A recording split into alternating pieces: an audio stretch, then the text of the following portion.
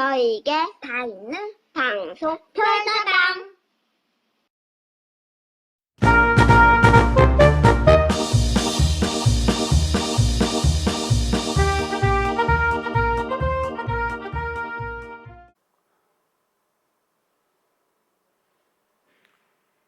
예, 유림의 어르신들, 박약회, 담수회에 참여하시는 유림의 어르신들, 인성교육을 위해서 한자 교육이 필요하다 했고, 전통문화 계승을 위해서 한자 교육이 필요하다고 말씀하시고 계십니다.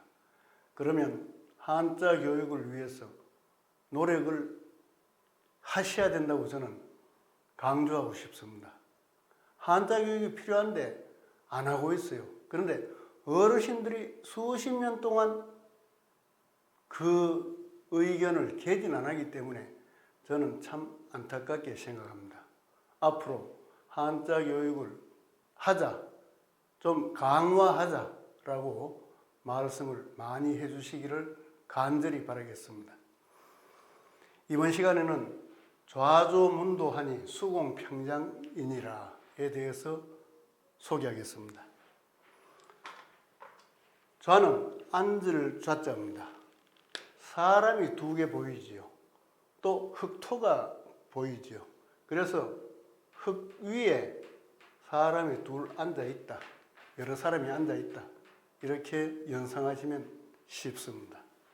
조는 아침조라고 하죠. 아침조. 이 글자는 풀밭에서 해가 떠오른다는 그런 뜻을 가지고 있는데 이것을 이렇게 돌려 나왔습니다. 풀밭에서 해가 떠오르니까 달이 오른쪽으로 물러간다. 그 시점이 바로 아침이라는 뜻입니다. 아침조. 문자는 물을 문. 자, 물을 문자는 남의 대문에 가서 입으로 주인 계시느냐라고 묻는다는 뜻입니다. 그래서 이 글자의 부수가 바로 입구가 부수가 됩니다. 또 들을 문자도 마찬가지입니다. 남의 대문에서 안쪽에서 어떤 이야기를 하는가 귀로 듣는다는 거죠. 귀로 듣는다. 그래서 한자의 부수는 그 글자의 뜻부분이 바로 부수가 되는 겁니다.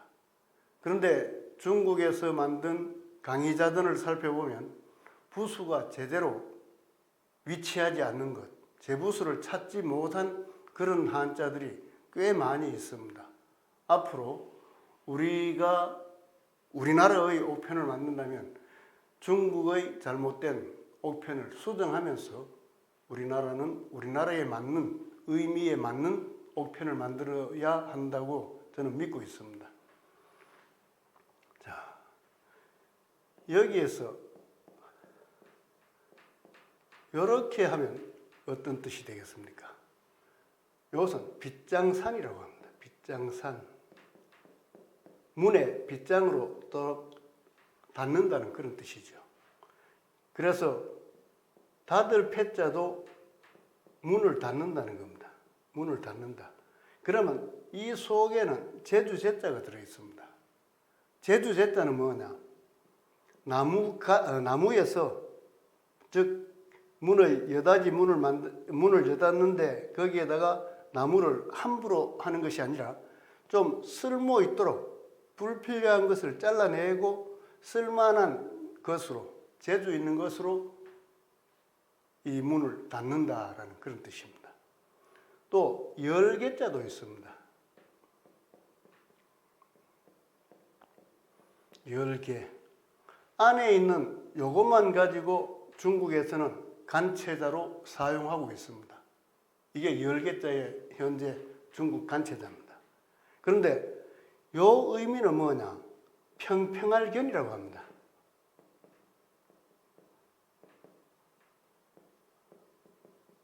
평평할 견. 그러니까 문을 평평하게 연다. 이런 뜻이 있는데 이것만 봐서는 문을 연다는 의미가 덜합니다. 그러면 어떤 뜻이 있느냐? 요거는 빗장입니다. 빗장을 밑에는 열 및 스물 잎, 및 스물 잎이라는 것은 이것은 양손을 뜻합니다. 양손으로 이 빗장을 연다라는 그런 뜻이 있는데 이것을 이렇게 설명하지 않는 사람들이 엄청나게 많이 있습니다. 그래서 한자의 원리를 제대로 알고 한자를 설명해야지 올바른 한자 교육이 된다고 저는 믿고 있습니다. 자, 도는 길도 또 도도라고 이야기를 하죠. 길을 갈 때 머리를 얹어가야 됩니다. 길을 간다. 이거는 시험시험 갈 착, 여기에 머리를 얹어가 있습니다. 이게 바로 도도 길도자입니다. 도를 깨칠 때도 머리가 있어야 도를 깨칩니다. 머리도 생각하지 않고 머리를 깨치지 않고 도를 얻을 수가 없지요. 바로 이것이 한자가 분명히 이것을 가르쳐주고 있다는 겁니다.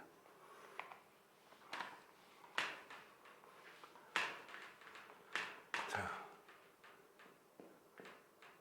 이 머리수를 설명하기 위해서는 스스로 자를 이해하시면 좋습니다. 이것이 지금은 스스로 자라 하지만은 옛날에는 이것을 코를 이야기합니다. 코빗자가 이 속에, 뜻 속에 들어 있습니다. 그래서 이것은 옛날에는 코를 이야기했어요. 코를, 자기를 가르치면서 코를 가르쳤기 때문에 스스로 자로 뜻이 굳어지고 스스로 자. 코빗자는 따로 만들어집니다.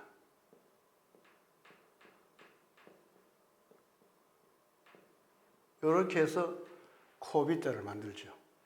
자, 그래서 스스로 자가 그대로 살아 있습니다. 코가 살아 있어요. 그 다음에 요 밑에 있는 것은 줄비라고 합니다. 준다. 상대에게 준다라는 뜻입니다. 그래서 이 글자는 참 유추해 보면 재미있는 뜻이 있습니다. 코는 누구에게 주겠어요? 코는 또 무엇을 비유합니까? 남자의 거시기를 코에 비유해서 많이 이야기하죠. 그렇다면 코는 주는 것이다. 그리고 주는데 함부로 공짜로 하면 안 된다는 겁니다. 밭을 하나 받들어서 좀 보수를 하면서 그에 상응하는 대가를 치르면서 해야 된다라는 것이 이 글자 속에 들어 있습니다. 주위 세상에 떠도는 이야기를 한번 생각해 보시기 바랍니다.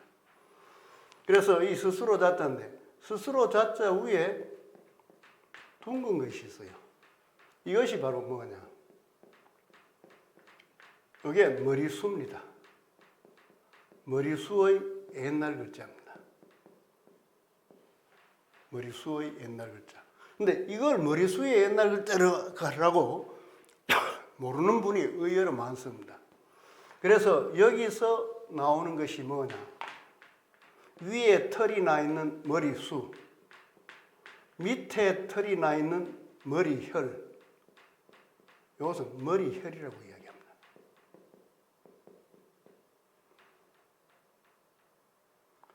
자, 그래서 여기까지는 이제 옛날 글자라서 그런데 이 글자에서 머리 숫자입니다. 머리수. 그러니까 코가 중심이 되고 이것이 이마가 되겠죠. 이마가 되고 그 옆에 뭐가 붙어 있느냐? 바로 여기에 있습니다. 코 옆으로 붙어 있는 게 뭐겠습니까? 볼살 아닙니까? 그러니까 이것이 무슨 자가 되느냐? 바로 짐작하시겠죠. 남면자가 되는 겁니다.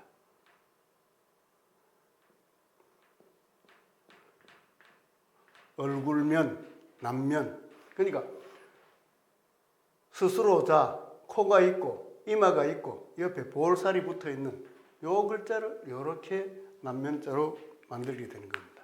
어쨌든지 도는 길도 도를 닦는다 하는 도지만은 이거는 시험시험 갈 착.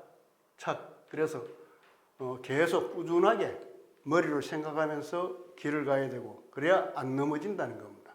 또 도를 깨칠 때도 시험시험 걸어가면서 꾸준하게 머리로 생각해야지 도를 깨칠 수 있다는 뜻을 담고 있는 글자가 되겠습니다. 숫자는 드리워질 수라고 합니다. 드리워질 숫자. 이것은 원래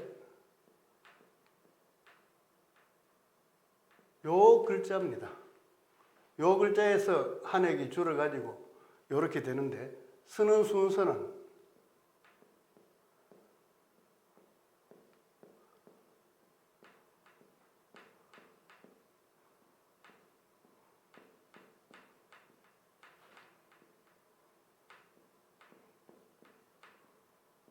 이렇게 됩니다. 그래서 이 글자의 부수는 뭐냐? 흑토가 부수입니다. 그러니까 흙에서 나무 줄기가 올라오고 격가지가 쭉 자라고 그 다음에 위에 올라가서 많이 자라니까 위에 것이 축 늘어지는 그 모습을 담은 것이 바로 드리울 숫자입니다. 자,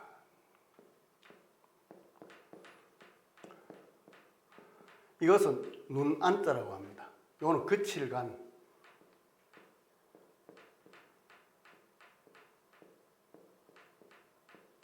잠잘수,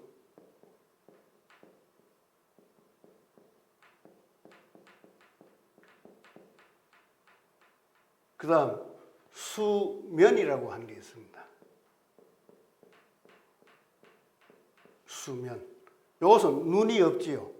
눈이 없으니까 이거는 잠잘면자라고 하죠. 눈알이 없습니다. 잠잘면. 눈꺼풀이 위로 내려왔으니까 잠잘면. 그래서 수면이라는 것은 눈꺼풀이 위에서 내려오고 또 눈알이 안 보이는 그 상태가 바로 수면한다는 뜻이 되겠죠. 자, 공자는 팔짱길 공자라고 합니다. 공수 할 때 이 공자가 됩니다. 팔짱길 공.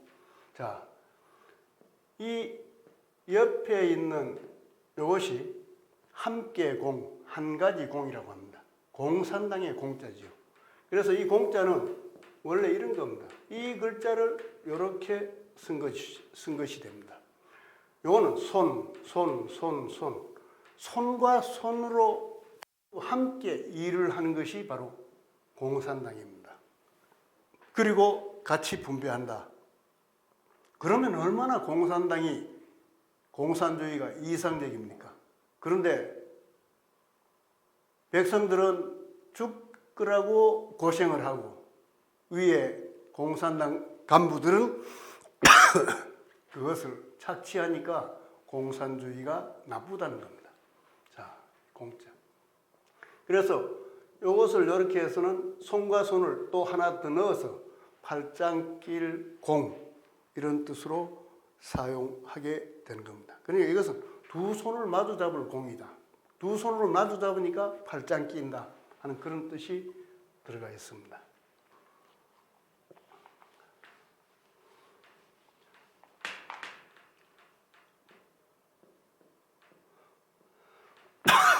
평자는 평평할 공평하다라는 거죠. 공평하다. 그래서 이것은 방패간이 되고 이것을 여덟 팔자 모양으로 선을 그어야지 평평할 평자가 됩니다. 그래서 기울지 않는다. 좌우로 기울지 않고 똑바로 서 있다라는 의미가 이 속에 들어 있습니다. 장자는 글장자. 글장자는 글은 어떻게 됩니까? 이거는 소리음. 소리를 열십은 모은다는 뜻이 있어요. 소리를 모으니까 글이 된다. 글장. 예. 그래서 한자란 그냥 만들어지는 것이 아니고 무언가 의미를 담고 만들어져 있는데 그 의미대로 설명을 할 수 없으니까 한자는 젊은 학생들에게, 어린 학생들에게 어렵게 다가온다는 겁니다. 쉽게 설명해서 하면 한자는 재미있고 배우기 쉽고 또 기억하기 쉽고, 기억하기 쉬우니까 쓸 수 있는 힘이 생기는 겁니다. 한자를 쓸 수 있도록 가르치는 것이 진정한 한자 교육의 목적이라고 저는 생각을 하고 있습니다. 그래서 수공, 팔짱을 모아서 또 편안하게 누리우고, 그 다음에 정치를 공평하게 잘한다. 평장이란 것은 공평한 정치를 한다는 그런 뜻입니다.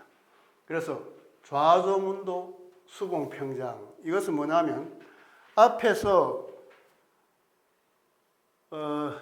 탕임금, 은나라를 세운 탕임금, 주나라를 세운 희발, 무왕, 이 사람들이 정치를 잘하니까 어떻게 하느냐?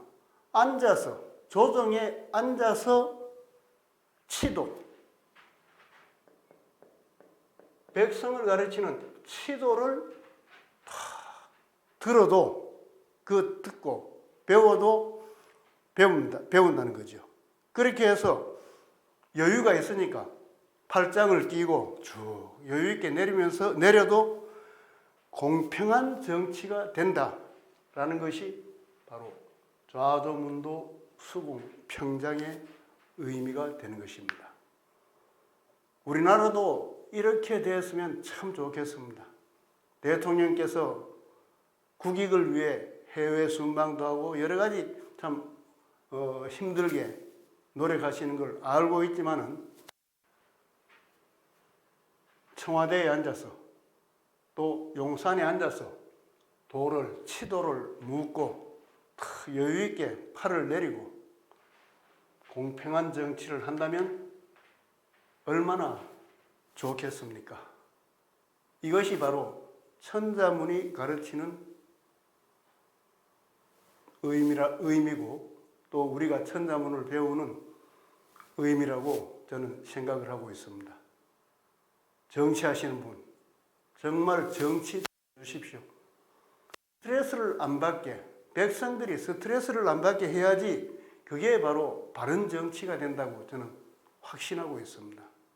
백성들 불쌍하지 않습니까? 정말 난전에 앉아서 그 추운 데 앉아서 조그마한 물건, 몇 푼 안 되는 물건을 팔기 위해서 앉아 계시는 그 백성들을 생각하신다면 정말 정치하는 사람이 정치를 잘해 주셔야 된다고 저는 믿고 있습니다. 그래서 앉아가지고 조정에 앉아서 국회에 앉아서 팔짱 누리워져도 공평한 정치가 되는, 잘하는 정치가 되는 그런 세상이 되었으면 좋겠습니다. 감사합니다. 좋아요와 구독 눌러주세요.